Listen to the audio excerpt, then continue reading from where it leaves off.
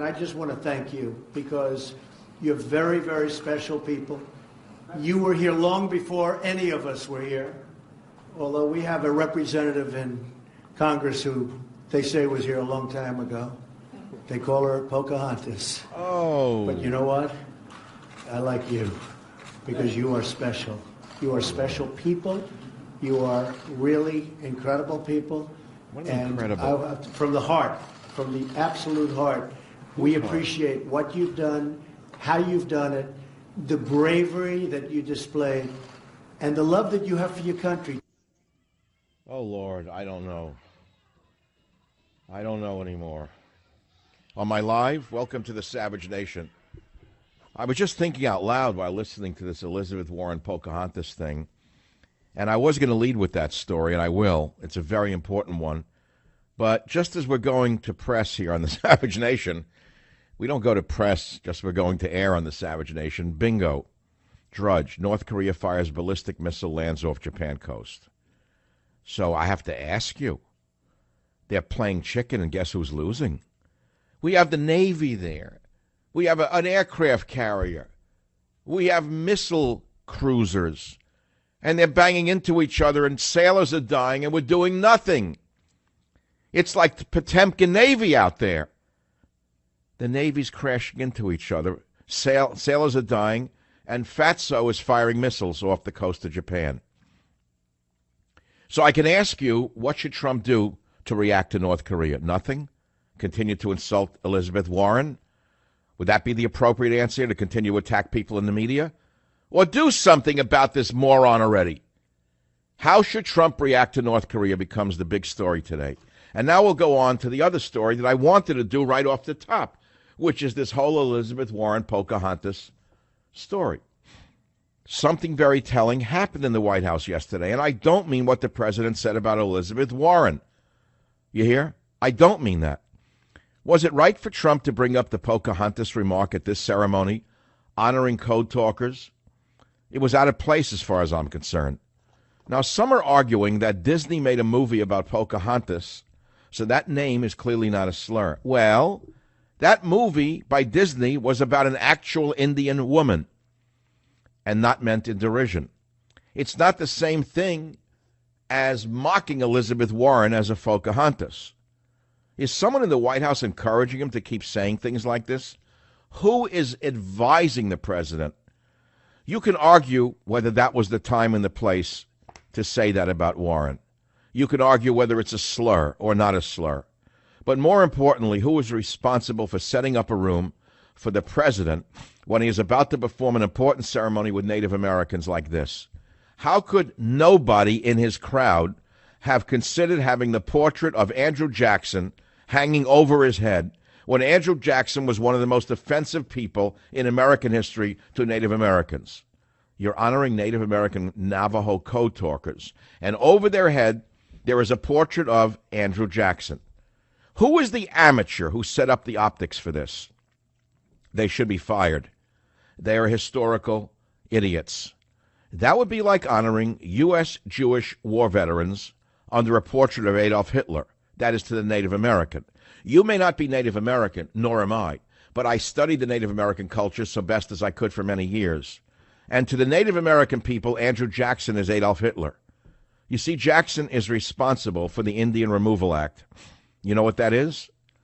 You don't know what that is? It led to the removal of around 35,000 Native Americans from their native lands in Georgia and that area, and eventually to the Trail of Tears, to the wastelands of Oklahoma. Do you know what the Trail of Tears even is? Apparently those around Donald Trump never heard about it. The Trail of Tears was the forced relocation of the Cherokee Nation between 1836 and 1839 from their lands in Georgia, South Carolina, North Carolina, Tennessee, Texas, and Alabama to the barren wastelands called Indian Territory of Oklahoma. 17,000 Cherokees were moved, with about 4,000 to 6,000 dying along the way. These were a people that had traded with English colonists since the early 1700s and transitioned to a farming lifestyle similar to that of those early Americans. They were no longer militant. They had worked out a peace treaty with the United States since 1785 up until the Indian Removal Act when they were stabbed in the back by Andrew Jackson.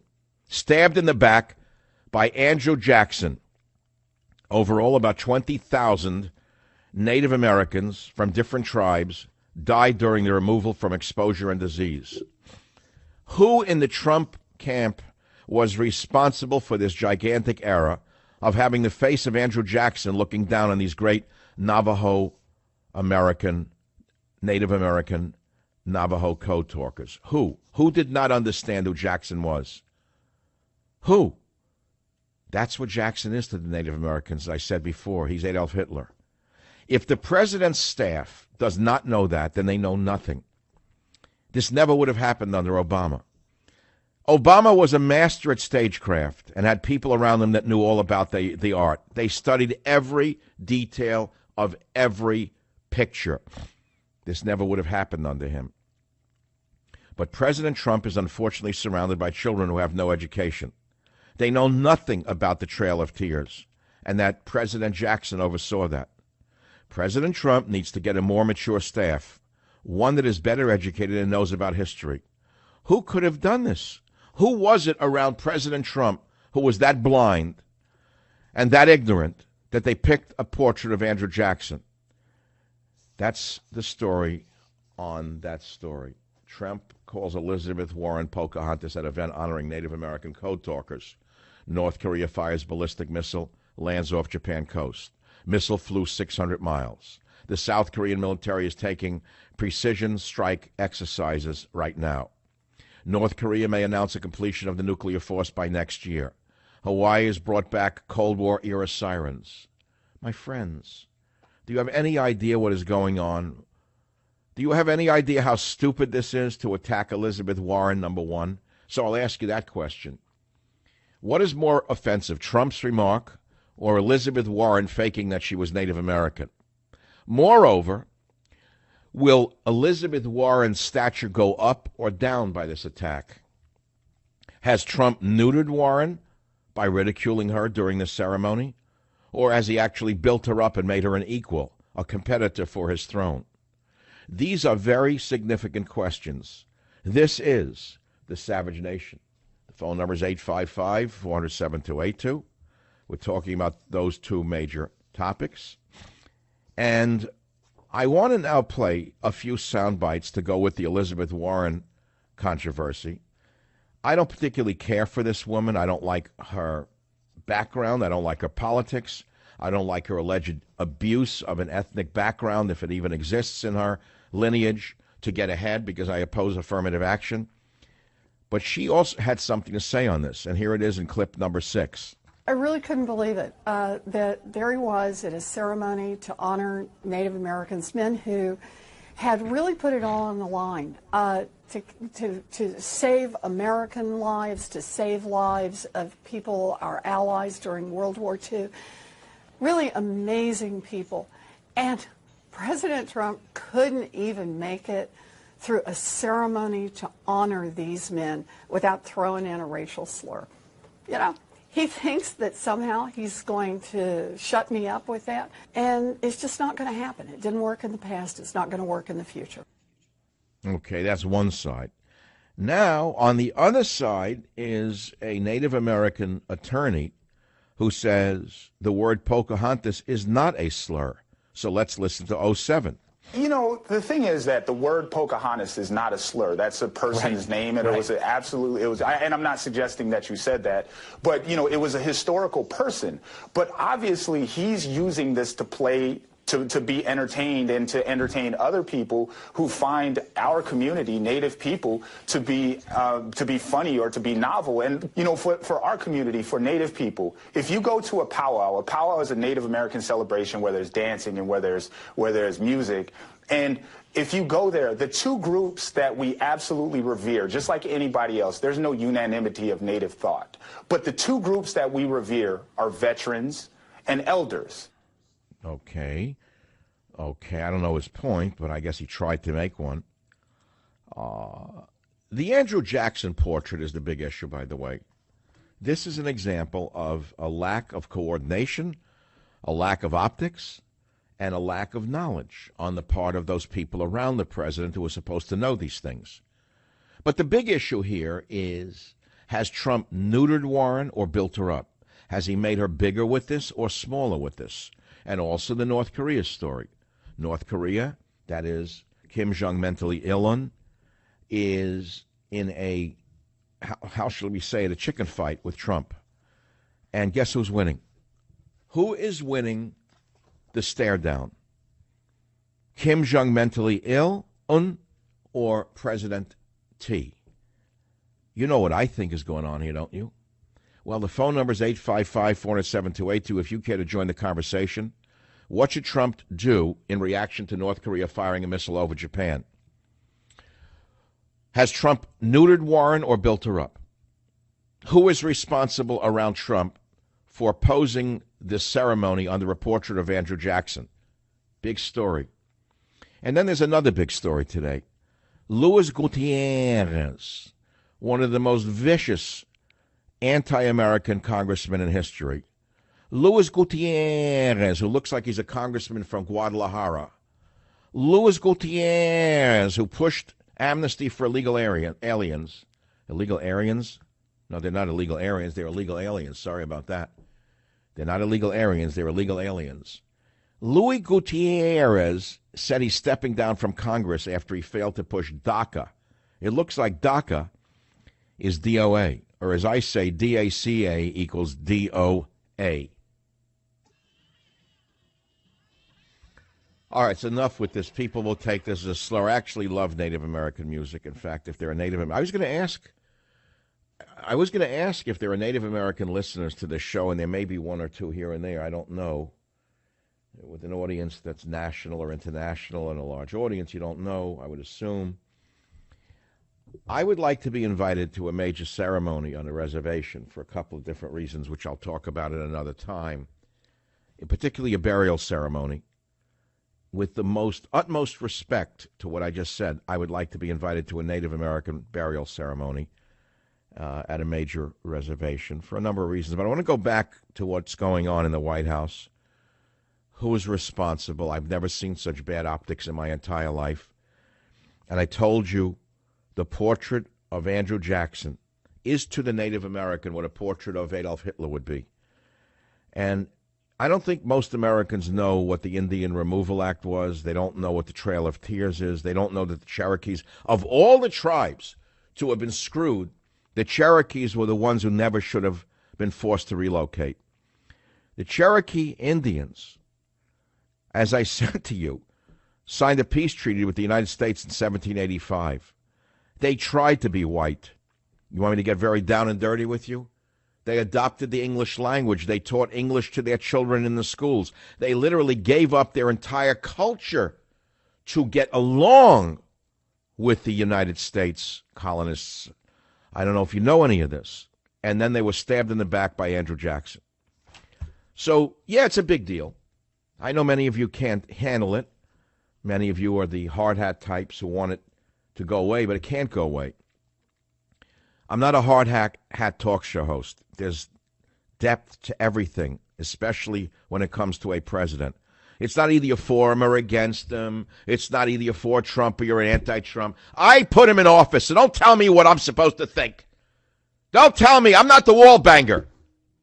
A Johnny-come-lately. In the beginning, he stabbed him in the back. Now, all of a sudden, he's his greatest supporter. So don't lecture me. I know what you're thinking. All you Johnny-come-latelys. Either you're supporting this one or that one or stabbing him in the back. Then when you saw he was winning, you're his big friend. I will tell you again. Constructive criticism from a friend is the most important thing a friend can give a friend. Did you hear me? That's it. That's the story. Jeff on KSFO. What's on your mind? Dr. Sevitz, first of all, Wado. That's thank you in Cherokee. Thank you. You're the only person that really articulates me and what I felt, what I saw that with the Andrew Jackson portrait and the time and place that he lashed out like, to me, is juvenile to attack Elizabeth Warren, which I have no love for. I did vote for Trump, but it was... Well, that's good. I'm glad I'm saying this is it. Now, you know, Jeff, did you say you're Cherokee? Yes, sir. I'm Eastern Cherokee. Well, I don't think the average American understands what an insult it is doing this ceremony under a portrait of Hitler, Jackson, there. And thank you for pointing that out. Most people, especially, and I am conservative, but in conservative radio, would never make that connection. He is absolutely everything you say and more in our eyes. That guy, I hope he's in a special place he belongs. I'll leave it at that. Yeah, well, I don't think there's anyone else in the media who knows who Andrew Jackson is, let alone talk radio, where if you were a high school dropout pretending to be an intellectual giant, they wouldn't have even seen that. And another thing, Dr. Savage, if I can, in our culture, elders are a big, big part of our culture. When elders speak, we listen. That's the way we're taught. That's the way we grow up. And to do that, especially the warriors he was talking to and elders, to present like this lash out, which I have no love for Elizabeth Warren, don't get me wrong. Wrong place. Is very juvenile. And that's the whole point. It had nothing to do with the event. Concerns. Why go off the tracks to talk about her at an event like this? It only built her up. Number one, it built her up and made her a topic again when she was already forgotten. Well, Jeff, where are you? Well, there's so much we can talk about on the Native American issue. I'd love to get into a conversation with you, Jeff, but maybe at another time. But I'll send you God, Faith, and Reason from one elder to another, Jeff. Thank you for listening to the Savage Nation. What should Trump do to Kim Jong mentally ill one? Just launched another missile. Insult him again or do something?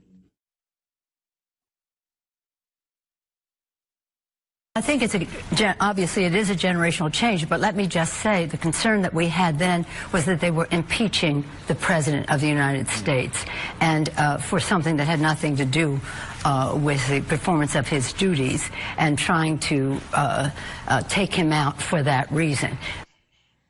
That is old Nancy Pelosi not making any sense again. She must have been thinking of Pelosi, by the way. I would think that when she was first born, around the time the U.S. Constitution was written, she must have been quite a stir when she hit the high school era. You know, think about it. Way back then, a couple hundred years ago, when she first came around, man, she must have been something. By the way, you shouldn't go over this yesterday. I reported on this show, and I don't know if anyone's corrected me, that Nancy Pelosi has had a street name for her in Golden Gate Park in San Francisco while she is living. Unheard of. You talk about egomania, and so is Dianne Feinstein. It's called Nancy Pelosi Way. It has no street signs because, like her namesake, like the namesake for the street, you can go in any direction you want. In fact, you can go in both directions at once. You can go forwards, backwards, left, right. It doesn't matter. It's a street to be driven on in a bumper car. That is Nancy Pelosi Way. So the next time you're in San Francisco, please be sure to rent a bumper car and drive on Nancy Pelosi Way in Golden Gate Park. I'm sure you'll enjoy it. But honestly, I've never heard of a living politician having a street named after them unless they're absolutely egomaniacal, crazy, and so powerful that no one can criticize them. But getting back to the Cherokee issue, the honoring of the Native American Navajo Code Talkers. By the way, that was a story that was told very well by Hollywood in one movie. I forget the name of the film. What was it? The guy was in it, Coppola's nephew. What was his name? I forget his name. All right, it was pretty good years ago. But if you actually study the Native American Navajo Code Talkers and see the work that they did for the U.S. military in the South Pacific Islands, you'll be quite astounded. What did they actually do? Does anyone actually know what the Code Talkers did? That's a whole story unto itself. When they worked with the American troops in the jungles of the South Pacific Islands, and I can't name the islands offhand, but we know where they were, probably in the area of Guadalcanal, I would think New Britain, New Georgia. Islands I was somewhat familiar with many, many years ago when I was collecting medicinal plants. I focused mainly on Fiji, Tonga, Samoa, and the Marquesas. But nevertheless, an important part of American military history, if not American history itself. Good. Great that he honored them. Would have built them up amongst minorities. And then they do the ceremony under the portrait of Andrew Jackson, who was Adolf Hitler, to Native Americans for the reasons I had mentioned, the Indian Removal Act, which you should pay some attention to. So who in his staff did this? Who in his staff didn't know who Andrew Jackson is? I mean, this is a big story. And you're not ready for this one, but I think it's an important one. And that is the big deal about the North Korea deal. Sorry? North Korea fired an ICBM, intercontinental ballistic missile. His missiles are getting more powerful, more accurate, 50 minutes in the air. He fired 600 miles away. You understand what this is doing to the Japanese, who have suffered from 2 nuclear bombs? Forget about whether you agree or disagree. We've covered that.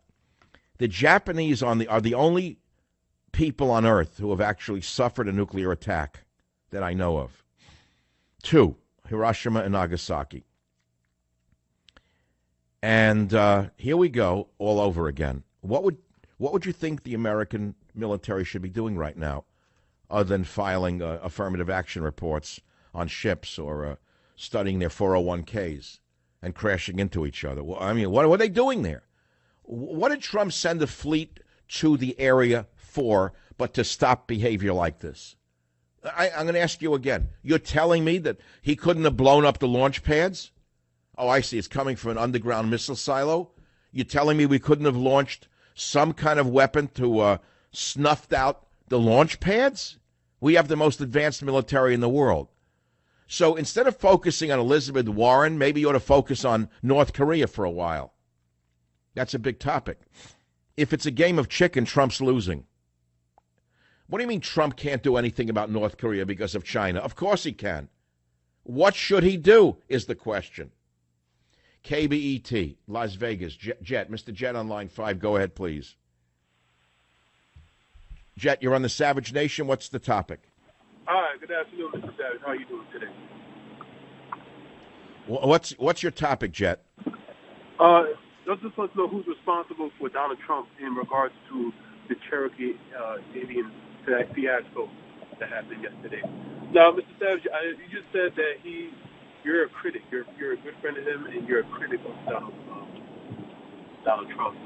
I can hardly hear you. You'll have to speak up. Go ahead, please. How come Donald Trump did not know anything about Andrew Jackson? If his PR staff is the one responsible, he should have been the one to say, excuse me, folks, you can't have this portrait above me while I'm doing this ceremony here. Donald Trump doesn't know that much about American history. If he did, he would have stepped up a long time before the ceremony started and said, listen, we can't have this picture here. Well, I agree. Let's put it this way. Somebody should have said, wait a minute, this is the wrong place to do the ceremony. It should not be under an Andrew Jackson portrait. That's a given. It should be Donald Trump. It should have been him. He should have been the last one. Wait, hold on. That's a picture of Jackson. Okay, you're making the point that Truman made, which is the buck stops here. That's what you're saying, correct? Okay, yes, and I'm saying that. You know, I see it. You know, you're a great friend to Donald Trump. You know, I appreciate that because not a lot of friends like you don't come along too often. But you got to understand that Donald Trump, he's really not up to par with a lot of things that's going on in Washington. That's why. Did you vote for him or for what's her name? I forgot her name. She's irrelevant. Hillary something. No, I voted for Trump, sir. And you know, it's interesting. Now, this is a very interesting second call from a Native American, and I believe you. I believe both of you are conservative politically because most indigenous tribal people are, incidentally, because their societies are very traditional. Am I correct about that? Yes, sir, we are. But we also know when somebody's really not right for the job. Well, and that I disagree with you on. I think this is a huge error, and I would like to know who was it who set up the setting. That's what I'd like to know. Was it Kellyanne Conway? Which one of the surrounding people around Mr. Trump didn't understand who Andrew Jackson was? That's what I'd like to know. I don't have, Mr. Jet, I don't have an answer. What tribal affiliation are you, Jet? Cherokee as well, sir. Oh, you are? And you're living in Las Vegas? Yeah. I mean, not on the reservation, but, you know, I travel here and there with my family just to, you know, take them. No, I'm not prying into your lifestyle. I'm not trying to do that. I'm very interested about the Cherokee people today, given the tragedy that they lived through. Do the Cherokee people today teach the children any of the Cherokee language and lore? Well, not so much the language, only because some of us have not been taught the language ourselves. But the law is being passed down as much as possible through generation to generation. Remember, every tribe, religion is changed over time. You know, a lot of Jewish law is not the same as it's not being taught as it was many years ago. 100% right. I touched on that. We're talking about, let's say, Reformation. of almost every people on earth except one particular one, which is the fanatical Muslim, who still lives in the 8th century. So, Oh yeah. that I want to ask you another question.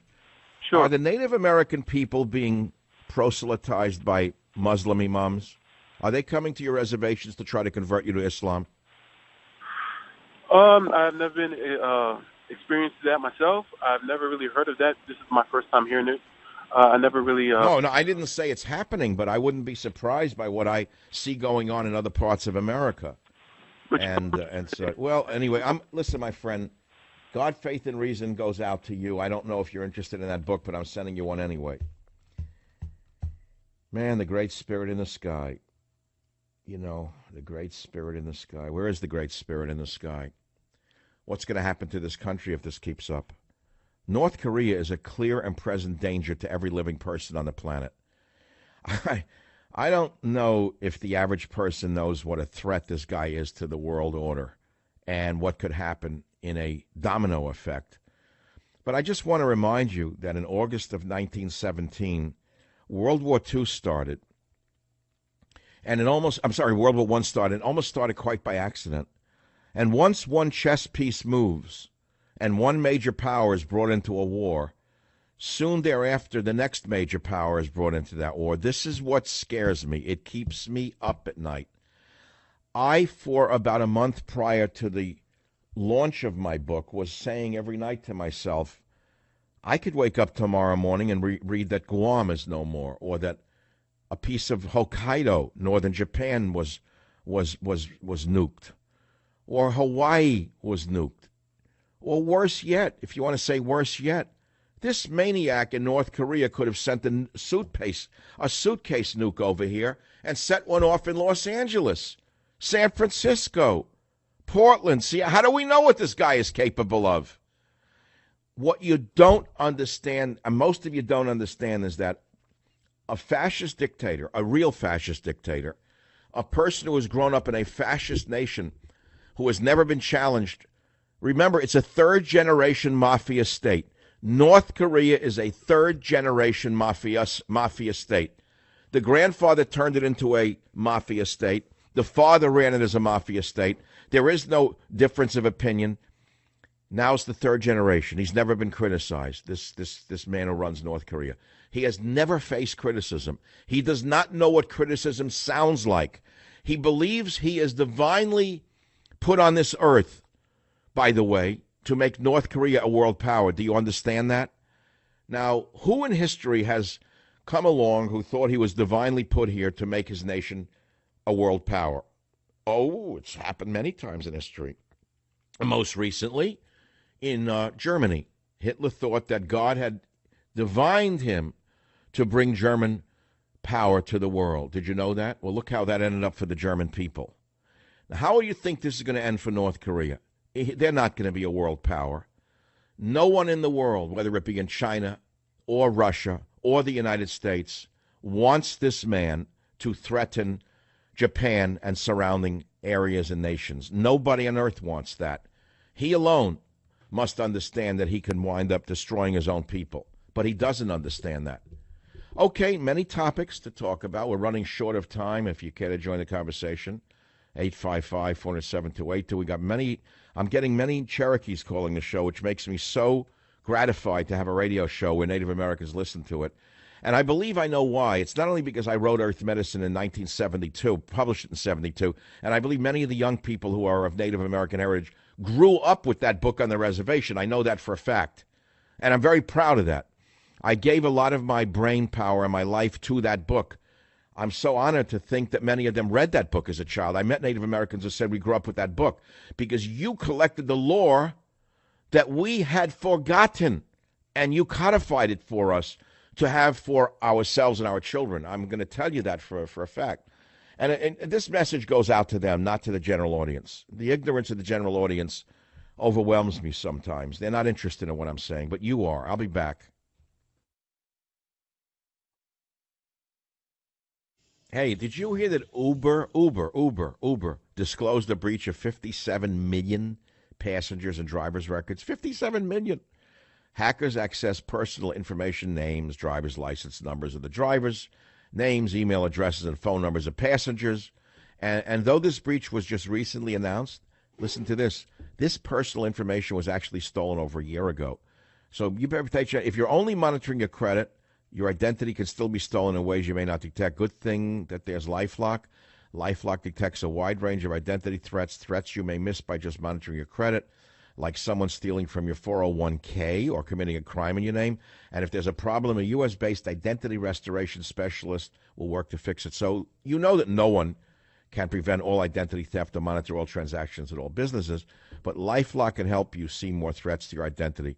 Please go to LifeLock.com or call 1-800-LifeLock, promo code SAVAGE, and you're going to get a big 10% off. That's SAVAGE, 1-800-LifeLock, SAVAGE. You're going to get a big 10% off your LifeLock membership. Visit LifeLock.com now and save 10% now. A quick note. Honor thy father and thy mother doesn't mean worship them was a monologue I gave yesterday. It's been written up as an article, which you can find linked up on Newsmax right now. I'm pleased to announce that they're going to be taking articles from the show 3 times a week now on Newsmax, where you can follow up on some of the things that go on in this show, okay? It's a good little place to get a little more exposure. But let's go back to the topics of the day, which is the Native American Navajo Code Talkers honor ceremony at the White House yesterday, which has turned into a fiasco for 2 reasons. One, the president took the opportunity to attack Elizabeth Warren in the middle of that ceremony, number one. That was inappropriate.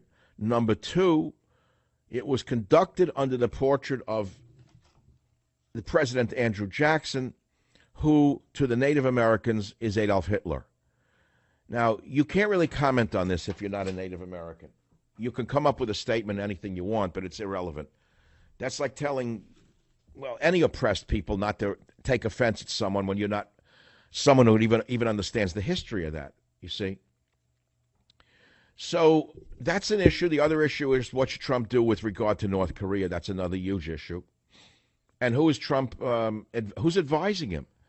If he had somebody with any education around him rather than just, let's say, financial acumen. He's surrounded by a lot of financially smart people.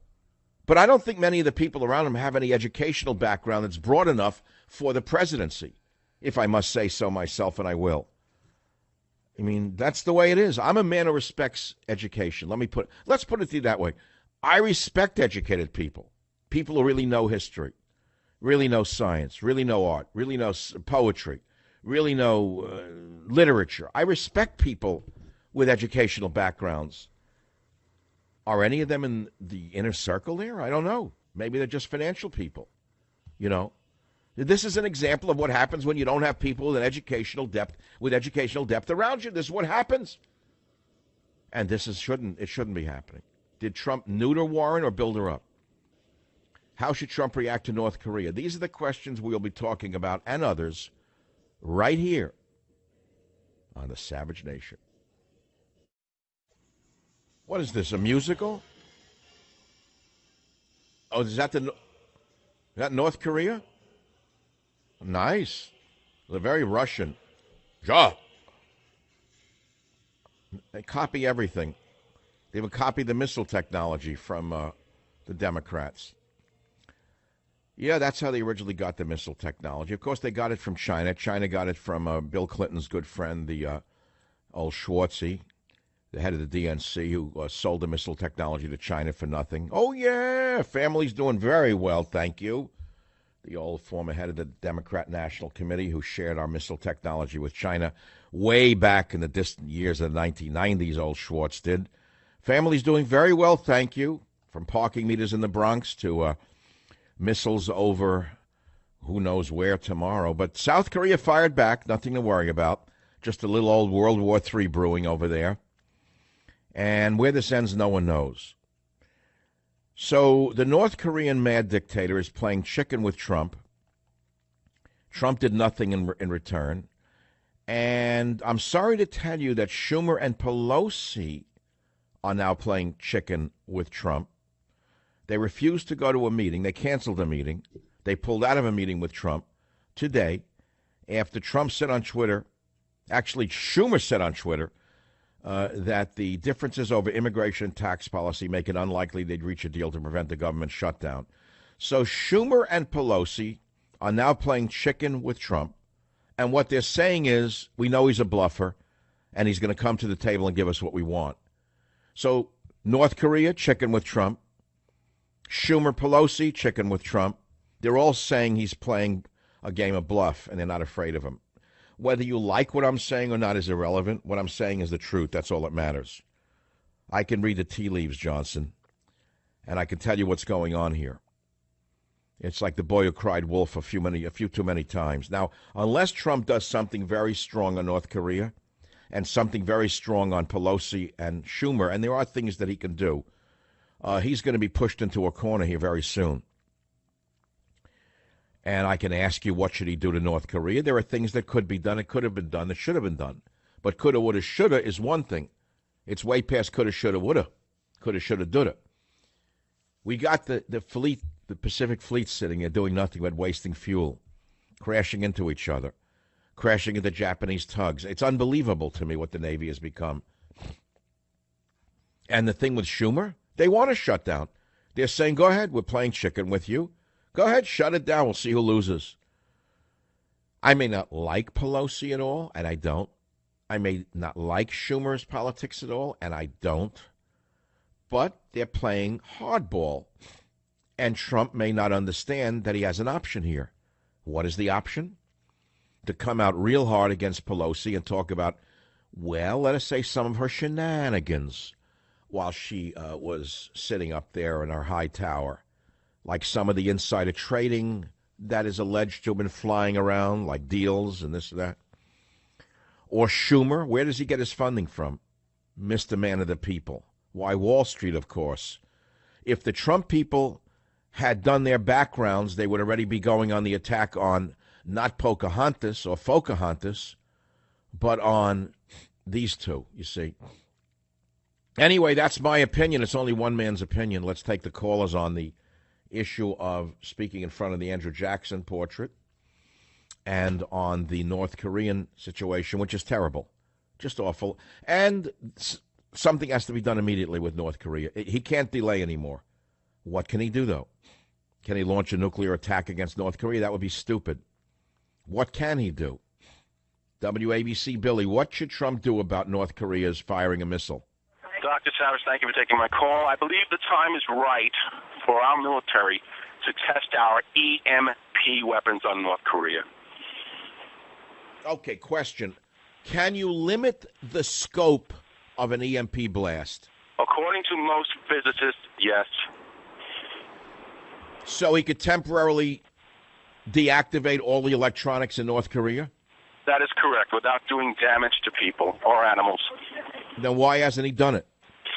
I think it's in the works right now. They're not going to broadcast it, but with 3 carrier groups sitting out there, all of our firepower, that would be the next plausible option.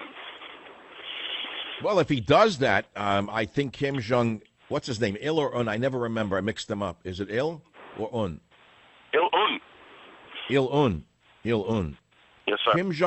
Kim Jong mentally Il-un will not be able to get a haircut for a while because the shears won't work, and then the sides might grow, and he might look like one of the 3 Stooges. Or he'll have to resort to using wood to heat his home. Yeah, well, maybe he'll have to eat termites. Yes, sir.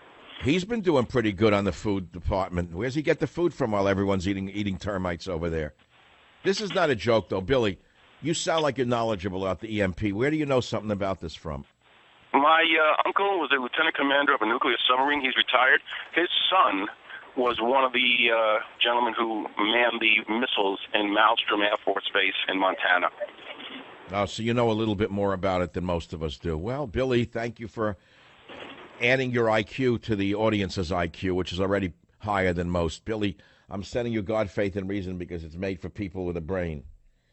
855-407-2882 is the phone number. We can talk about the North Korean situation, which is very serious business. I mean, hello to everyone out there.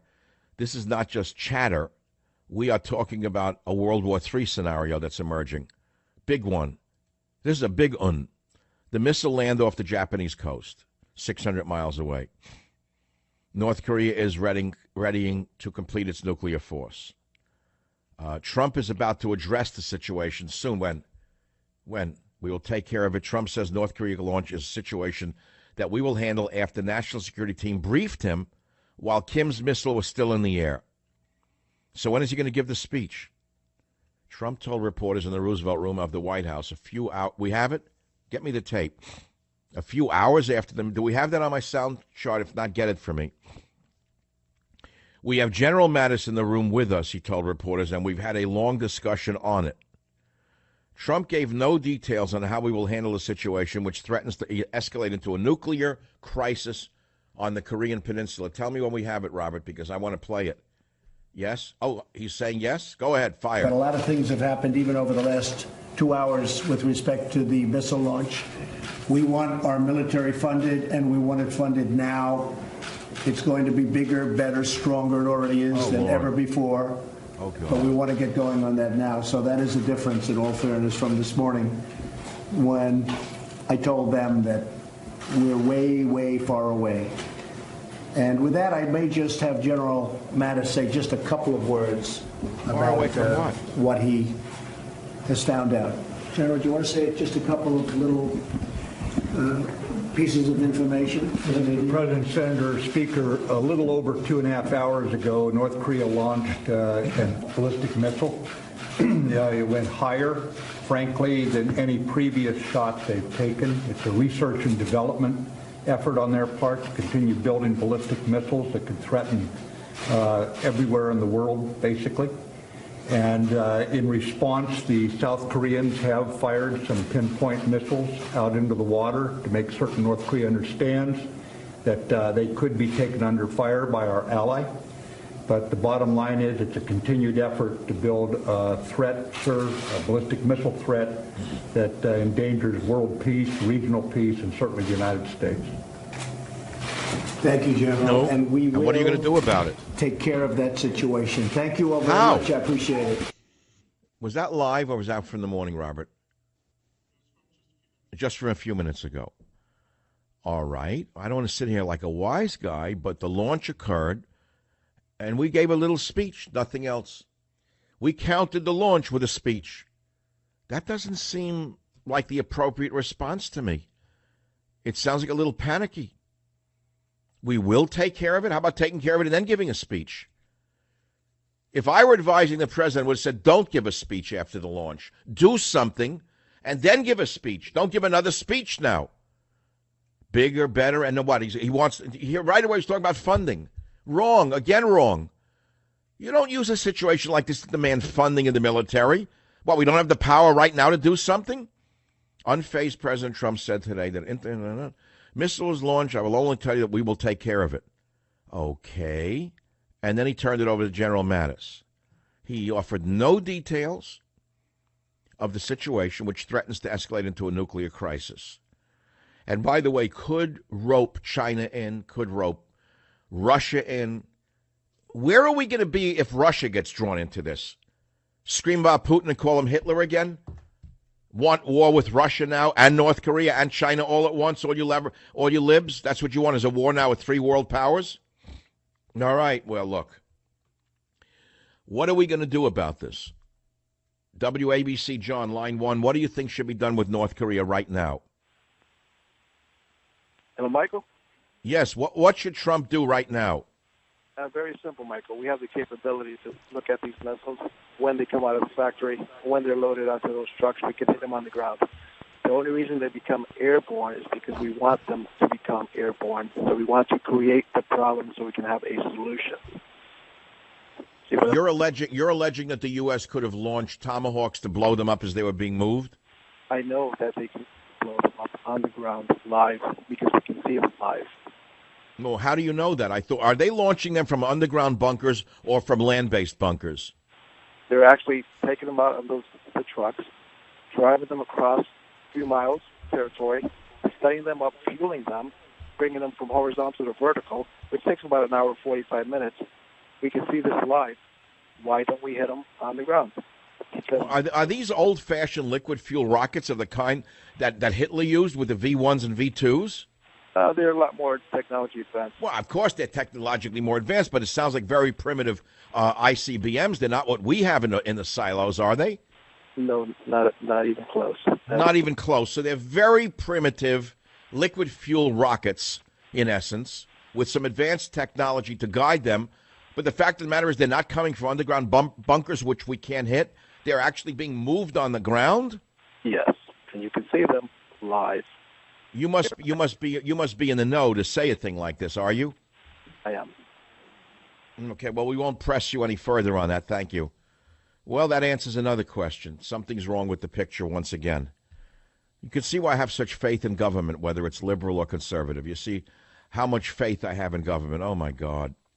By the way, a new poll shows Roy Moore leading by 5 points in Alabama.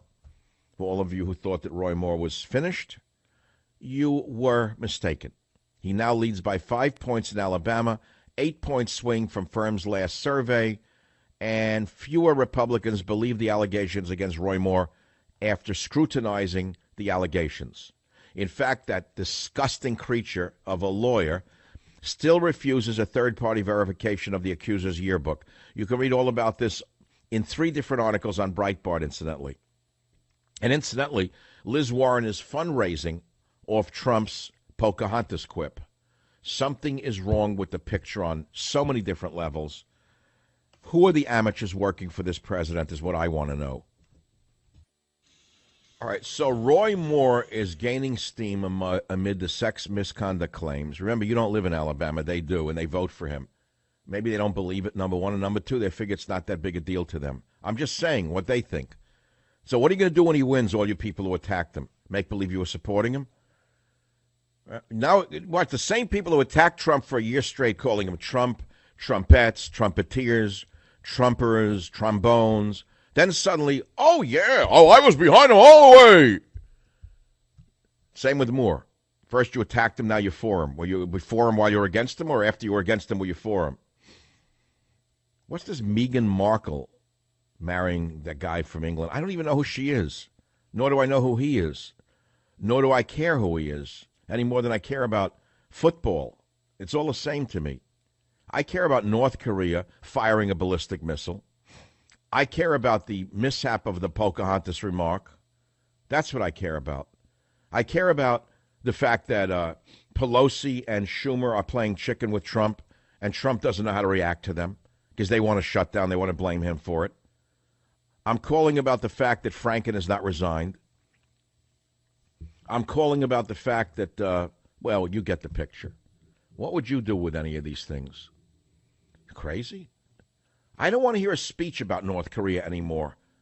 I don't want to see we're moving another, showpiece naval group and doing nothing with it except burning up fuel. Do something already. Do something already. KMAJ, Kansas. David, what should Trump do? Hi, how you doing?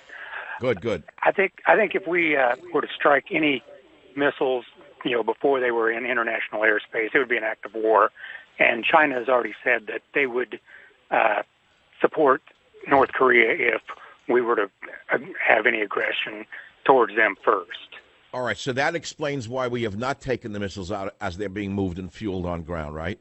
Right. Until they are in international airspace, we can't touch. Well, wait a minute. They just fired one in airspace over Japan. Why didn't we use one of our great missiles, anti-missile technologies, to take down the missile? Well, we don't even know for sure that we didn't make an attempt to. Maybe they were busy reading their 401ks on the ships. Well, maybe they were reading some employment manuals on the ships. We can't do it, or we're still... No, we have all these ships there with the most advanced anti-missile technology in the world. So there's a missile flies over the ship. Where was the captain, asleep?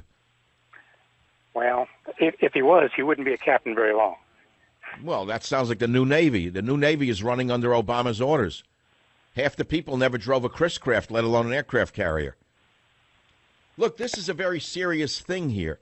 We're said to have the most advanced anti-missile technology in the world on our ships. Why couldn't they blow that missile out of the air before it flew over Japan? That, my friend, is the question, and you may have answered it. We may have tried, and it may have failed. What is wrong with that theory? Yeah, if do it. And All right, that's all. God, faith, and reason goes out to you, because right now only God can defend us, because I don't think the Navy can. But a lot of things have happened even over the last 2 hours with respect to the missile launch. We want our military funded, and we want it funded now. It's going to be bigger, better, stronger, it already is, than ever before. But we want to get going on that now. So that is the difference, in all fairness, from this morning when I told them that we're way, way far away. And with that, I may just have General Mattis say just a couple of words about what he has found out. General, do you want to say just a couple of little pieces of information? Mr. President, Senator, Speaker, a little over 2.5 hours ago, North Korea launched a ballistic missile. It went higher, frankly, than any previous shot they've taken. It's a research and development effort on their part to continue building ballistic missiles that could threaten everywhere in the world, basically. And in response, the South Koreans have fired some pinpoint missiles out into the water to make certain North Korea understand. I don't know. Okay, it's enough. Thanks, General. I appreciate it. We'll see you later on in the casino. The North American, listen to this double talk from the Pentagon. Pentagon spokesmouth Colonel Rob Manning then told reporters that the missile was launched from Sain-ni, North Korea, and traveled about 1,000 clicks before splashing down in the Sea of Japan. Wait, it gets even worse. The North American Aerospace Defense Command, NORAD, he said, determined the missile launch from North Korea did not pose a threat to North America, our territories, or our allies, Manning added. That sounds like a cover-your-butt statement, right? That explains why we did nothing. I thought that Japan was our ally and was supposed to be big brother defending Japan. So we let them shoot a missile over their island nation, and we did nothing. I don't like the whole picture of it. The precision missile strike matched the flight distance of the North Korean missile and landed in waters off the east coast of South Korea. That's one fired by the South. So this could escalate very rapidly, and the peninsula remains a hot zone right now. White House Press Secretary Sarah Sanders said on Twitter that President Trump was briefed while missile was still in the air on the situation in North Korea. And, okay, Guam's Homeland Security Office of Civil Defense posted on Facebook that they were notified. Whatever, what's the difference? What is the difference what they were notified and what they this and what they said? The difference is that the guy with the blubber on the back of his neck with the bad haircut launched a missile and we did nothing but talk about it. Here's the bad part. The U.S. believes North Korea may be able to put a miniaturized warhead on a missile sometime in 2018, giving it the theoretical capability to launch a missile with a warhead atop that could attack the U.S. Well, I don't know. What is this all about? Raising money for the Pentagon? You know what bothers me is that the first thing Trump said is we need more funding. Did you catch that? Did anyone catch that but me? Am I the only one who heard that? Why would he take a time like this when the world is nervous to ask for funding for the military? Well, there's an answer to that question as well. One of my favorite statements, a great rejoinder. And the answer is the military-industrial complex. Bing! In other words, they like the threats of North Korea. Bong! And so it's all ready to go now. Raise the money for the military again. Now, maybe they need more money after whatever his name was. I forgot I think his name was Obama. Maybe they need the money. But you don't use a situation like this to generate funding for the military, do you? I don't know. Maybe anything is fair game today. I can't tell anymore. Well, this is the Savage Nation. And it's one of my ideas here is like, what should Trump do? Trump on North Korean missile launch. We will take care of it. Nathan on KBOI, Boise, Idaho, line 1. Go ahead, please. Oh, my gosh, what an honor, Dr. Savage. Because of you, I used to get in trouble. I was forbidden in my household to listen to you because I grew up in a liberal household and ended up turning conservative, and you were a major player in that. Well, I'm sorry I alienated you from your family. No, that's more than okay. I can try to get my stepfather to read Animal Farm, but he just can't. It doesn't click. He can't put two and two together and realize we're living in Animal Farm right now. Exactly. But like I said, what an honor. The reason why I was calling in is because I have a little bit of insight being a current member of the military when it comes to our missile defense systems. What you're speaking of, ships, that's the Aegis system. And as well, I believe we have a couple of the THAAD systems that are deployed to South Korea. I don't know what the exact number of the THAAD systems that we have currently deployed. However, it's a strategic move, the reason why we're actually not using the system, and I can explain. And I know this is going to sound kind of weird, but if you give it a second and chew on it, it'll make a lot of sense. I'm all ears. I am all ears. Let's hear it. The reason why we're simply not using our missile defense system is because of the Chinese and the Russians. Radar has come a long, long way. They have excellent, what is called phase array radar systems that the Chinese and the Russians use, and they are just itching for us to use one of our missile interceptors. And the reason why is because they want to capture the data on that. They want to know what our capabilities are. Seconds after a North Korean missile is launched, nanoseconds, we are able to determine whether that missile is an actual threat or not due to the speed trajectory. We are able to pinpoint exactly where that missile is going to go. And unless that missile is actually going to strike something, it's highly unlikely we're going to. So the military spokesman was not lying in your estimation when he said not at all. When the NORAD spokesman said it posed no threat to the United States or any of its territories, they were not lying in your estimation. In my estimation, no. And the reason why we did not, we have the capability of shooting them down. Don't get me wrong. The reason why we're not doing it is because the Chinese and the Russians would gain. We're playing a game of poker. And if we show the Chinese and the Russians our hands and actually shoot down one of these missiles, it's going to be detrimental to the system. They're going to gain. All right. No, that makes sense. So they're holding back shooting down one of his missiles when it really matters, like when it's aimed at an American territory or something like that. Or one of our allies, absolutely. Within nanoseconds of the launch, it is already predetermined where that missile is going to strike. And if it does pose a threat, I can 100% guarantee you that action will be taken. Now, just to confirm something, these missiles that North Korea has, are these liquid fuel rockets? Well, at this time, absolutely, they're liquid-fueled rockets. They take a long time to fuel up, in my knowledge, that they have not perfected a solid fuel rocket, which is even more dangerous. They're concealable, and they're well, that's why I said liquid fuel. I know a little bit more about this than I'm alleging on the show, because when I see him fueling a liquid fuel rocket, that technology is about 70 years old. Oh, absolutely. Their missiles, if you take a look at them, they're actually based on older Soviet designs. And those Soviet designs happened well before I came to be. I was only born in 1989, sir. So, I mean... Well, the originators of liquid fuel technology were the Nazis, the Nazi scientists, mainly Werner von Braun, who was launching the V-1 and V-2 rockets against England in 1944, 45, I believe, with liquid fuel systems. I see them using such a primitive system. I think maybe this is just a gigantic bluff. Oh, absolutely. Absolutely it is. Their Taipodong 2 missile, which is supposed to be their one and true intercontinental ballistic missile that might be able to hit the U.S. mainland, they've launched the thing 5 times, and they've only been successful twice. Okay, so you're saying that the reason we're not using THAAD or the other system, the Aegis system on our ships, is because the enemies in China and Russia would pick up the signal and they would copy the technology and reverse engineer it and then develop something to stop it the next time it's used. You're saying we're holding back for when we really need it, right? Absolutely. And it's not so much that I believe that they're going to try to copy our missile defense system. It's they'll see how it works, and they will then make their ballistic missiles evade our system.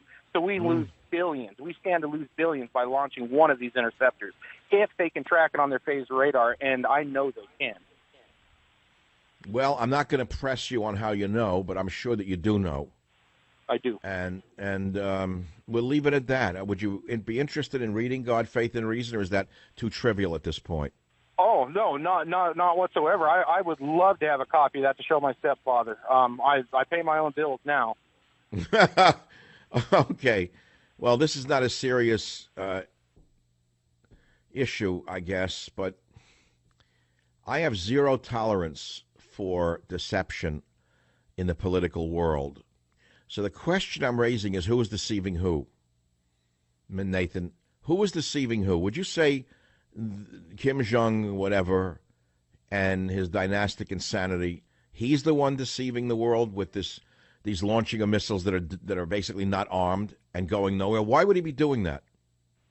I'm so sorry. I believe one of your operators cut in, and I didn't hear the question, Dr. Savage. Why would Kim be launching a dud missile like this in the middle of the sea at this time? What is he trying to do? Be relevant. He absolutely seen what the United States did to Saddam Hussein. He's seen what the United States did to Gaddafi. And he's a dictator, and he does not want to be on the chopping block. He has to stay relevant. And the only way that this man can stay relevant, what's scary to me is he's my exact same age. I have no business running a country. What the heck is this guy doing? Well, I think many people in the world feel the way you do. He took over from his father in 2012, Kim Jong mentally ill and he's showing all the signs of madness. This is like, I would say King Ludwig II would have been a pauper compared to this one in terms of megalomania. King Ludwig built a copy of the Palace of Versailles with Schloss Herrenchiemsee. This one is trying to be a combination of a new Stalin and a new Hitler all at once. Oh, absolutely. How do you look, Nathan? Before you go, you're a great caller. How do you see this playing out? Well, this is how I see this playing out, and I don't like my perception on it, but I see it playing out as one of two options is going to happen. He's going to make a mistake that's going to be irreversible, and then we're going to be committed. And once we're committed, he's going to be utterly destroyed. Our other option that's going to happen is that we are going to sit here and be pacifist about this and run the same thing that Barack Obama did with strategic patience. And I don't even believe that that's a great option. I would urge at this point in time that we stop it while we have the capability to do it. We don't need to use our missile defense system. Let's shower this man with cruise missiles and figure this out. Well, you know what will happen if we shower him with cruise missiles. He'll unleash his artillery pieces, of which there are said to be 250,000 aimed at South Korea. What's going to happen then? Nathan, are you there? He's gone. Interesting that he disappeared when I said that. You know, you never know who's calling a show. Did he drop or what? Or do we get an EMP blast from his telephone? All right, look, we can all play Armchair General. And if you'd like to play Armchair General, the phone number is 855-407-2882. Agree or disagree? What do you think Trump should be doing with Kim now? Basically now. Now. Not basically now, but now. Now. Not basically now, but now. What should he do now? Nothing? Something? Everything? I'll be right back to take your calls. Look, we'll get back to the news in a minute, but, you know, they say that there's nothing guaranteed in life except death and taxes. We know that, right?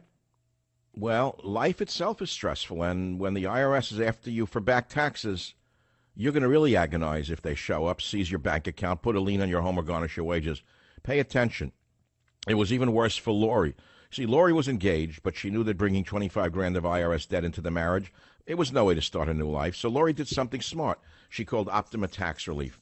Optima stepped between Lori and the IRS, analyzed her case, and uncovered some game-changing facts which allowed them to settle her case in her favor. When Optima told Lori that her IRS problems were over, she called it the happiest call of her life, and her wedding was back on. Optima has resolved over $500 million in tax debt for their clients, and they're A-plus rated with the Better Business Bureau. So please, get your life back. It starts the moment you call Optima for your free consultation.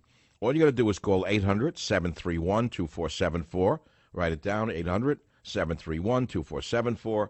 Again, 800-731-2474. My friend Jack says, great that the U.S. military has kids like him in it. Nathan, the caller. Someone who grew up on the Savage Nation. Thank you, Nathan. I don't know why he just wasn't there, but this is a very big day. And I don't know that this is going to go on through the end of the day. I don't see how this country can permit this to go on. I don't see it. I don't see how Trump cannot look like he lost if he doesn't do something. North Korea launched an ICBM. It flew for 50 minutes. General Mattis said it can reach anywhere in the world. South Korea fired back. This is the beginning of something more than just hot air. What are we doing about it? I don't know. Trump used the opportunity to ask for money for the military. Well, okay. Okay, I guess that makes sense. Again, metrics, it didn't sound right. Optics, rather. It didn't sound right. Here's a situation where the people are nervous about a nuclear war. You don't use that opportunity to ask for money from the military. You save that for Congress in a closed session with the Senate Armed Service Committee. I don't know. The whole thing doesn't look right to me. It looks more and more like it's made up as it goes along. The Elizabeth Warren Pocahontas thing. One Navajo code talker said he was not offended. All right, we'll go to him. Navajo code talker breaks silence after Trump mocks Pocahontas. And he said, we have a representative in Congress who they say was here a long time ago. They call her Pocahontas. That's the president. Okay. So one of the code talkers said something else. He said, and this is a guy who was there, Joshua Green, a U.S. Marine who was honored. His name was Thomas Begay, one of the vets honored at the event, and said while he was puzzled by Trump's comment, he was not offended by it. He said, why, the Marines made us yell Geronimo when we jumped out of planes. And that didn't offend me either. I'd like to meet this guy. What a hero. Iwo Jima survivor, Navajo code talker, combat veteran. God bless our warriors. God bless our warriors. Do you know what a class of men they are? Well, I hope you do. It's like the police in our streets who actually are the only thing we have between us and the jungle. A merging of two stories. It was the best of times. It was the worst of times. North Korea launched an ICBM, flew for 50 minutes. General Mattis said it can reach anywhere in the world. South Korea fired back. This is big news. It's the beginning of something big. Trump comes out and gives a speech and says, we'll handle it. Okay, let's give him the benefit of the doubt, I guess. Oh, I would rather he handled it and then gave a speech, but that's what I would think should have been done. But what can be done? What can be done? Just fight a missile launch with hot air?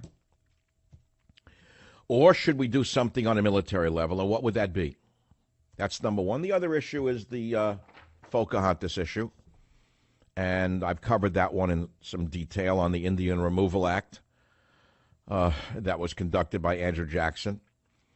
It's a horrible, horrible thing to do, to honor Native Americans under a statue, under a portrait of Andrew Jackson. I didn't say take down his portrait in the White House. I said, why did they have to do it under a portrait of a man who was reviled by Native Americans, Andrew Jackson?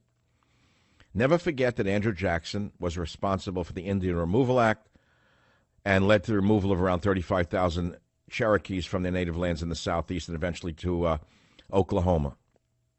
Never forget that the forced relocation of the Cherokee Nation between 1836 and 1839 from their native lands in Georgia, South Carolina, North Carolina, Tennessee, Texas, and Alabama to the then barren Indian territory of Oklahoma. In that move, where 17,000 Cherokee were forcibly removed in the middle of winter, 4,000 to 6,000 died along the way. That's why it is called the Trail of Tears. But these were not people who were still at war with America. I want to reiterate that to you. They had a peace treaty with the U.S. since 1785. They had traded with English colonists since the early 1700s. At the insistence of the U.S. government, they had gone to a farming lifestyle rather than a hunting-gathering lifestyle. They tried to assimilate, in other words, into American culture, which is what the goal was, right? Well, they were still stabbed in the back by Andrew Jackson. And so, therefore, to conduct a Native American honoring ceremony in front of this guy's portrait is crazy.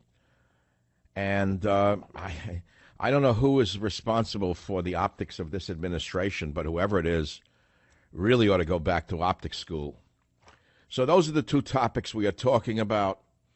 They're not joking topics. They're very serious topics. I mean, we can make some quips here and there, but what would you suggest that Trump do to stop the madman before he does, let us say, arm the missile and fire it at Japan or South Korea? What can he actually do? Number two, that's the main thing. The other's the cat's out of the bag already with the portrait and the Jackson. It was a huge gaffe, a huge error, and whoever is in charge of the optics, pardon me, has to go back to optics school. I said it, I'm going to say it again. Never would have happened under Obama. Could you imagine if Obama had honored Jewish World War II veterans under a portrait? Well, it wouldn't have been a portrait there because there wouldn't have been an American president. But let's say in an area where there was a picture of like someone from Nazi Germany. I know you say, well, that's not an equivalent analogy because there is no such American figure. Well, to the Native American, it may as well be Hitler himself, Jackson. You have to be sensitive to the culture of the native people to understand what I'm saying. If you're not, you can argue with yourself, but don't argue with me because that's the way it is. We already forgot Mueller already. Mueller, where's Mueller? Don't even know who he is. Mueller, Kruller, it's all the same. He has become irrelevant. And on Moore, all the attacks by the leftist media on Moore backfiring. He's up 5-8 points. That's all.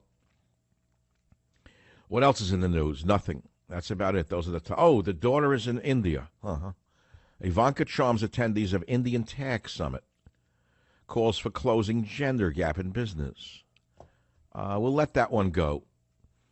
I have some strong feelings about this particular issue right now, but we'll let that go for now. I've done enough bridges are burned. I don't need another one yet. The whole thing, I'm not there. That's why. If you're listening to a hard hat, this is what you do. Let's leave it at that.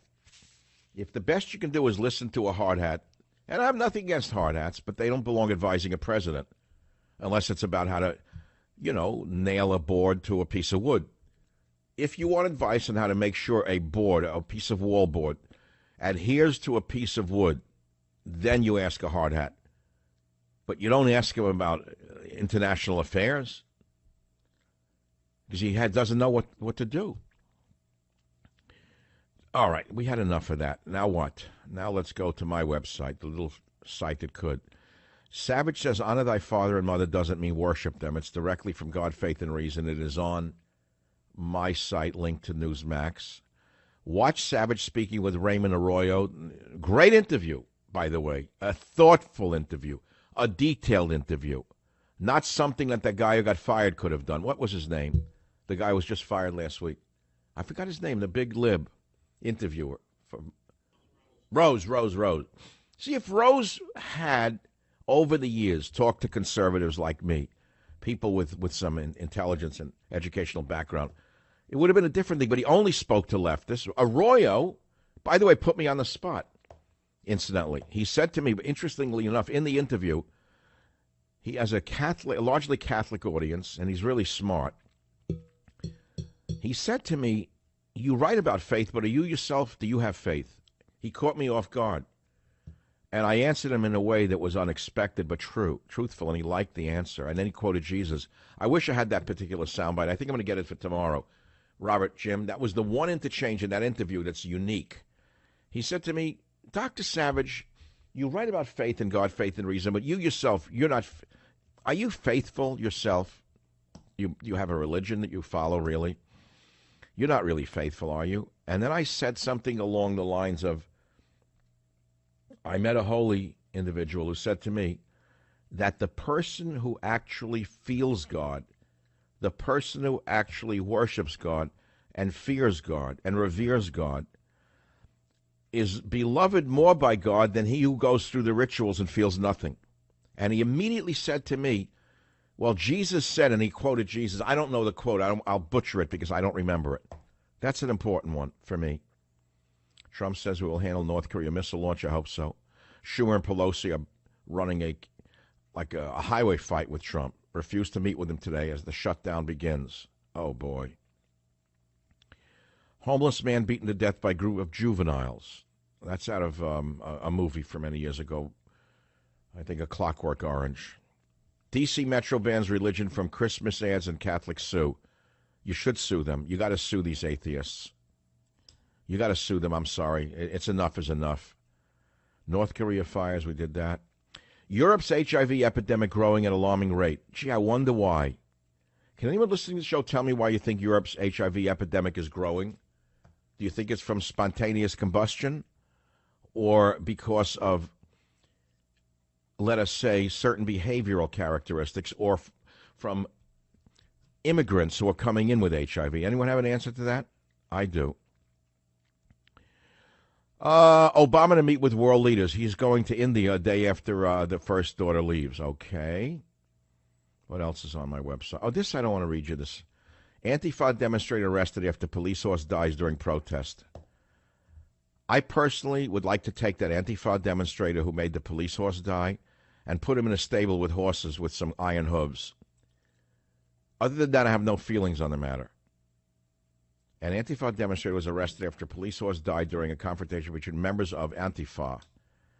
Following the pictures show one female police officer having to be consoled as she sits next to the dead horse crying. Go ahead and laugh. Go ahead. I eat horse meat. I'm a Republican. I eat elephant meat. I eat horse meat. I don't have time for that sentiment. I eat horse meat. I eat elephant meat. I'm a Republican. Oh, if you only knew what I really thought. If you had any inkling of it, you wouldn't be shocked because I think you know. Let's see what else is in the news. Nothing. Nothing. I don't know how this is going to play out. The Pocahontas meltdown, we know what's happening. Navajo code talkers, we did that. North Korea launching an ICBM. That's going to stick around for a while. What would you do to stop the lunatic? How would you best have America survive is what I want to know. Is Trump doing the right thing by doing nothing? Carla on KSFO, what do you think? Hi, Dr. Savage. I think President Trump is doing exactly what he said he was going to do. He doesn't broadcast his plans, military or otherwise. And when he said he would do that, we applauded him for that. So now, yeah, but wait, I'm sorry to tell you, as someone who supports Donald Trump, and I still do, not supported but still do, he also said that if he did it one more time, he would do something. Trump said the last time, if I'm not mistaken, the last time North Korea launched a missile, he said if he does it one more time, he'll do something. Am I wrong about that? No, but we don't know that he's not doing something at this minute. What could he be doing? What's he doing? I know nothing about military matters. Do you? I mean, that's... I don't think I need to know about military matters to know that the president came out and gave a speech, but did nothing after North Korea launched another ICBM. That I know about human matters to know that is nothing. That's nothing. It's just hot air. But knowing President Trump's personality from public, his persona, that may be a misdirection.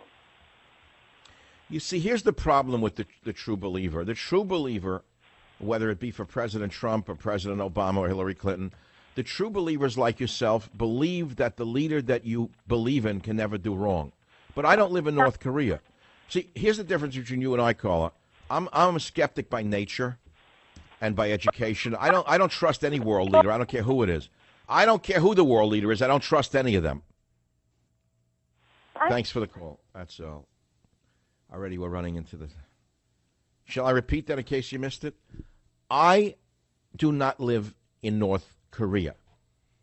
I reserve the right to be skeptical of President Trump, even though this show and this talker is the reason he is president. But at this point, I believe I have an obligation, never mind the right, an obligation to retain an objective view of what's going on. It's that simple. What else should I say? Back in a minute. Oh, God, listen to me. The world is not an easy place for even the most ordinary person, let alone a president. But he asked for the job. I could never do that job. Let me be could you be a president? I like to sleep at night for a certain number of hours. I would lay awake all night long thinking about every problem on earth. I'd be dead probably in 24 hours. I personally don't have the head to be a politician. I cannot manage everything. I do this 3 hours a day. I run a website called michaelsavage.com. I write books. I could never be a politician because I take it too seriously. And every breath that you take, I know it well because it's true in talk radio. Each gasp, each gurgle is listened to. So, okay, so the president comes out after the launch and says he's going to do something. I'll take him on the word. Now, here's a little puzzle for the audience. I want you to put on your imagination hat, put on the tinfoil, and try to project ahead 1 year. Just project with your imagination hat, your tinfoil hat, 1 year ahead. A little birdie tells me there's going to be an empty seat at next Thanksgiving's table with the president. There's going to be one empty seat. I'm not asking you to call because I won't take the calls on this. A little birdie tells me there's going to be one empty seat at the Thanksgiving table next year, 2018, at the president's Thanksgiving table. Who is that going to be? That's all just something to take home, something to think about. A little poodle told me. All right, my friends, what would you do with regard to North Korea, South Korea? Has Trump neutered Warren or built her up? Who is responsible for this this terrible gaffe of doing this under Andrew Jackson's portrait at a Native American ceremony? How should Trump react to North Korea? You have any ideas on this? I do. Actually, I do not. Okay, let's be strategic together. What would I do? Okay, I'm Harry Truman now. I'm sitting in the White House. Kim Jong-un, whatever, I don't know his last name. I mix it up. They're all the same to me. Il, Schmendrick. The one with the hair, with the blubber on the back of his neck. What a bad haircut. If you had blubber on the back of your neck and you look like a pit bull, would you have hair cut off above your ears? I don't understand this. For a guy who's so vain and makes everyone clap for 30 minutes every time he burps, shouldn't someone say, hey, excuse me, President, the rear shots of you with the binoculars, you look like a pit bull. Can we grow a little hair over that blubber? Can we, not trim it above the ears, maybe below the earlobe, all the way down? Like, can you get like a modified Beatles haircut just to cover the blub job? I would. You'd wind up like fertilizer. You can't criticize him over there. If you stop clapping, they kill you. You ever see those guys with the metal? They sit there for 20 minutes clapping.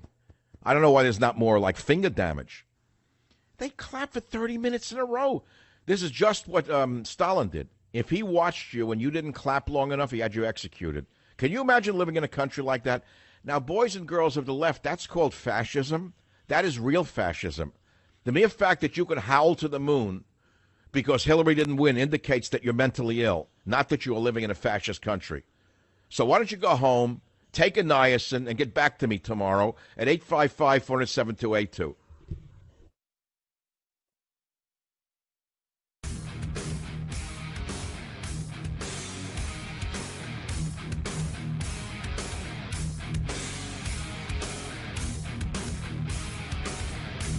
I want to go back to what's going on in the White House. Who is responsible? I've never seen such bad optics in my entire life. Something very telling happened in the White House yesterday, and I don't mean what the president said about Elizabeth Warren. You hear? I don't mean that. Was it right for Trump to bring up the Pocahontas remark at this ceremony, honoring code talkers? It was out of place as far as I'm concerned. Now, some are arguing that Disney made a movie about Pocahontas, so that name is clearly not a slur. Well, that movie by Disney was about an actual Indian woman and not meant in derision. It's not the same thing as mocking Elizabeth Warren as a Pocahontas. Is someone in the White House encouraging him to keep saying things like this? Who is advising the president? You can argue whether that was the time and the place to say that about Warren. You can argue whether it's a slur or not a slur. But more importantly, who is responsible for setting up a room for the president when he is about to perform an important ceremony with Native Americans like this? How could nobody in his crowd have considered having the portrait of Andrew Jackson hanging over his head when Andrew Jackson was one of the most offensive people in American history to Native Americans? You're honoring Native American Navajo code talkers. And over their head, there is a portrait of Andrew Jackson. Who is the amateur who set up the optics for this? They should be fired. They are historical idiots. That would be like honoring U.S. Jewish war veterans under a portrait of Adolf Hitler. That is to the Native American. You may not be Native American, nor am I, but I studied the Native American culture so best as I could for many years. And to the Native American people, Andrew Jackson is Adolf Hitler. You see, Jackson is responsible for the Indian Removal Act. You know what that is? You don't know what that is? It led to the removal of around 35,000 Native Americans from their native lands in Georgia and that area, and eventually to the Trail of Tears, to the wastelands of Oklahoma. Do you know what the Trail of Tears even is? Apparently those around Donald Trump never heard about it. The Trail of Tears was the forced relocation of the Cherokee Nation between 1836 and 1839 from their lands in Georgia, South Carolina, North Carolina, Tennessee, Texas, and Alabama to the barren wastelands called Indian Territory of Oklahoma. 17,000 Cherokees were moved, with about 4,000 to 6,000 dying along the way. These were a people that had traded with English colonists since the early 1700s and transitioned to a farming lifestyle similar to that of those early Americans. They were no longer militant. They had worked out a peace treaty with the United States since 1785, up until the Indian Removal Act, when they were stabbed in the back by Andrew Jackson. Stabbed in the back by Andrew Jackson. Overall, about 20,000 Native Americans from different tribes died during the removal from exposure and disease.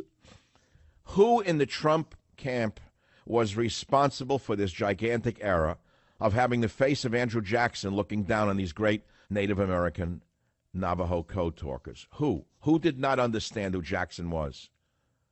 Who?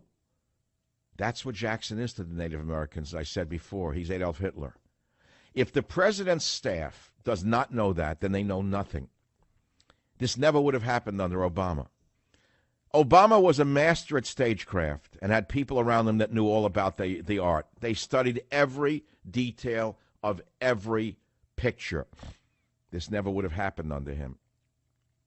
But President Trump is unfortunately surrounded by children who have no education.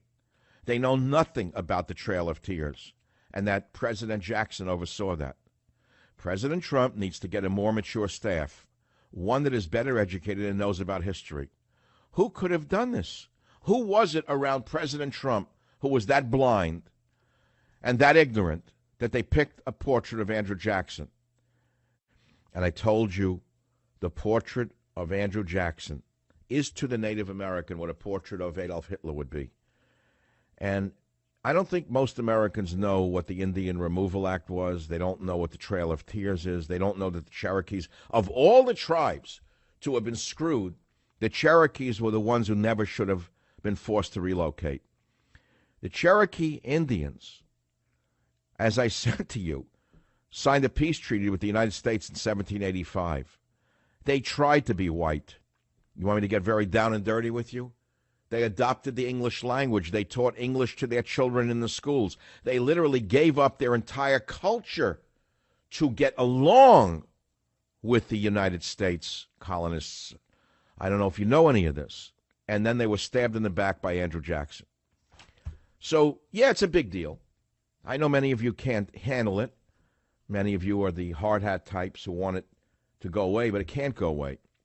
It's not either you're for him or against him. It's not either you're for Trump or you're anti-Trump. I put him in office, so don't tell me what I'm supposed to think. So don't lecture me. I know what you're thinking. All you Johnny-come-latelys, either you're supporting this one or that one or stabbing him in the back. Then when you saw he was winning, you're his big friend. I will tell you again, constructive criticism from a friend is the most important thing a friend can give a friend. Did you hear me? Trump calls Elizabeth Warren Pocahontas at event honoring Native American code talkers. North Korea fires ballistic missile, lands off Japan coast. Missile flew 600 miles. The South Korean military is taking precision strike exercises right now. North Korea may announce a completion of the nuclear force by next year. Hawaii has brought back Cold War-era sirens. My friends, do you have any idea what is going on Do you have any idea how stupid this is to attack Elizabeth Warren, number one? So I'll ask you that question. What is more offensive, Trump's remark or Elizabeth Warren faking that she was Native American? Moreover, will Elizabeth Warren's stature go up or down by this attack? Has Trump neutered Warren by ridiculing her during the ceremony? Or has he actually built her up and made her an equal, a competitor for his throne? These are very significant questions. And I want to now play a few sound bites to go with the Elizabeth Warren controversy. I don't particularly care for this woman. I don't like her background. I don't like her politics.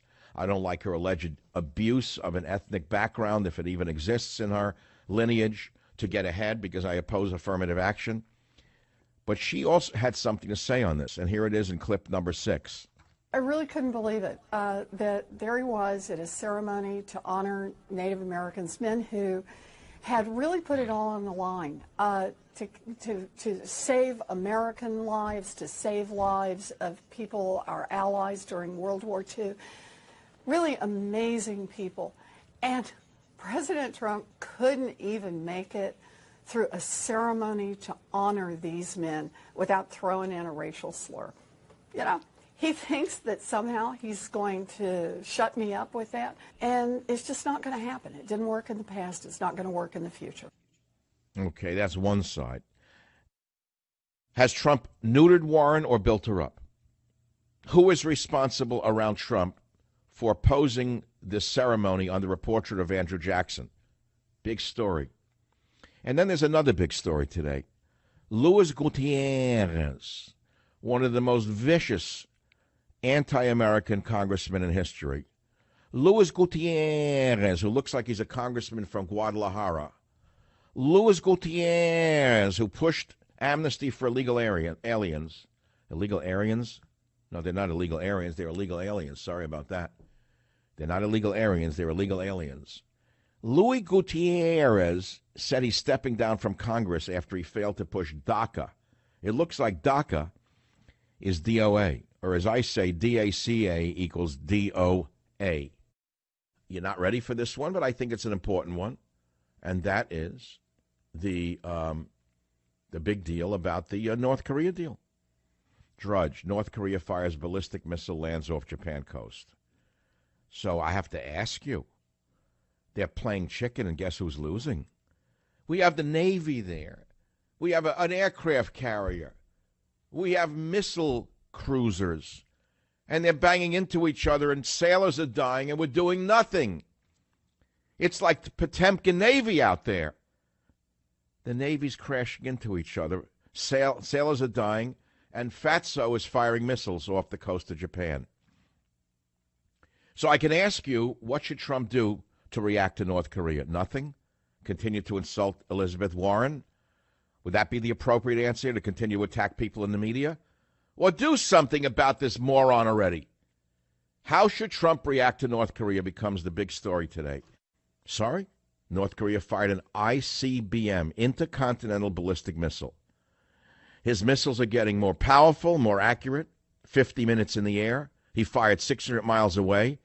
You understand what this is doing to the Japanese, who have suffered from 2 nuclear bombs? Forget about whether you agree or disagree. We've covered that. The Japanese are the only people on Earth who have actually suffered a nuclear attack that I know of. 2, Hiroshima and Nagasaki. And here we go all over again. What would you think the American military should be doing right now, other than filing affirmative action reports on ships or studying their 401ks and crashing into each other? Well, I mean, what are they doing there? What did Trump send a fleet to the area for but to stop behavior like this? I'm going to ask you again. You're telling me that he couldn't have blown up the launch pads? Oh, I see. It's coming from an underground missile silo? You're telling me we couldn't have launched some kind of weapon to snuffed out the launch pads? We have the most advanced military in the world. So instead of focusing on Elizabeth Warren, maybe you ought to focus on North Korea for a while. That's a big topic. If it's a game of chicken, Trump's losing. What do you mean Trump can't do anything about North Korea because of China? Of course he can. What should he do is the question. I'll be right back. Join the Savage Nation. Call now, 855-400-SAVAGE, 855-400-7282. Savage. The Savage Nation is sponsored by Swiss America, the only company I trust with my financial future. Call 800-289-2646 or SwissAmerica.com. Welcome back, and this is the conclusion of the Savage Nation coming up. Will you all please get out your Bible, God, Faith, and Reason, and turn to page 49. We're going to read together. If you don't have the book, you can certainly get the book. My book, God, Faith, and Reason, is the Bible of the Savage Nation. So let me read a few pieces from it, and I will tell you why. We're living right now in very, very perplexing times, frightening times. And for those of you who are very frightened by what's going on in the world, take calm. I think things will work out. I think God will do the right thing. And that refers to the section I'm going to read to you, Is God Real? And here's what I say. Sometimes I ask myself, what is real? We're living in a society where everything is fake. Food is fake. Nothing tastes good anymore. Ersatz wine is chemicalized, as are the air, the water, everything. And, of course, we all know the news is fake. Were the media ever the harbingers of truth? No, they always made up what they were feeding us, by and large, with a few notable exceptions. We have too much fake science. For example, inventing whole phony disciplines to support the climate change hoax, which is a political movement, not a scientific one. So what do you turn to, my dear listeners? Where do you turn to when you want something real? Every institution we grew up with in this country has been blown up. There is almost nothing left, and I'm not talking about older people, not at all. I think they still have their religion, their family, and their values. But society at large is a different story. How can everyone else decide who and what is real? How can you judge who is real? How can you know if a person you are talking to, a person you get to know, a person you do business with, or a person you are dating is real? I asked some of my listeners on the Savage Nation these same questions, and they all had different answers, and I'm not going to read them to you. And I go into some other statements about how we test what is real. And then I say that my mind wanders when I talk to some people. I don't consider it a shortcoming. Some people can't listen to other people. First, I do it every day on the radio. So when I get off the air, I don't really want to listen to anybody. It can be hard to be around me for that reason. People can see my eyes rolling after 30 seconds, or they can see I'm stressing to make believe I'm listening. Do you think I don't know this? I know who I am and what I am. I live with it.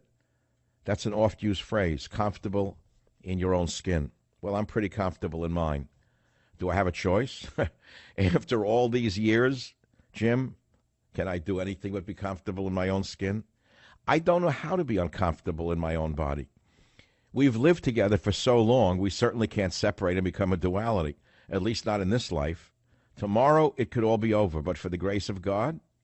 Here's a typical morning prayer I read that some religious Jewish people read to start the day, and they say this every morning: Blessed are you, Lord our God, King of the universe, who has formed man in his wisdom and created within him numerous orifices and cavities. It is revealed and known before the throne of your glory that if but one of them were to be blocked or one of them were to be opened, it would be impossible to exist even for a short while. Blessed are you, Lord, who heals all flesh and performs wonders.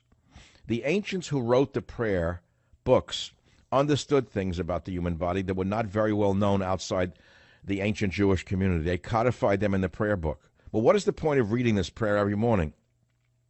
Perhaps it is to remind us that every breath we take could be our last. It is supposed to humble us and make us understand that time is limited, that we're finite. We're flesh and blood, no matter how big we think we are. I think I'll pause right there because it'll get too preachy. Maybe I'll talk about reality for a minute. At the end of this paragraph, I say, maybe reality is nothing more than sincerity. I don't mean a con man's sincerity or putting on an act. There is enough of that in the world. Every great salesman is a con man. He pretends that he believes in what he's selling you. Maybe some do, maybe some don't. You can't prejudge everybody. Think about all the fake movie stars with no talent whatsoever. They're surgically altered, like androids or bionic people. You don't know who's real anymore. You don't know what's real. Maybe some people don't need reality. Maybe they want someone who's altered and looks better. That's certainly another way to look at it, that the altered body is the better body. Well, I'll now quote Proverbs in God, Faith, and Reason, as it appears on page 52. The wisdom of the prudent is to look well to his way, but the folly of fools is deceit. Now, I should end the show at that point, but I'm not going to. All I'm going to say is stay tuned, because in the next 24 hours, I think there are going to be revelations in world history that we've never expected.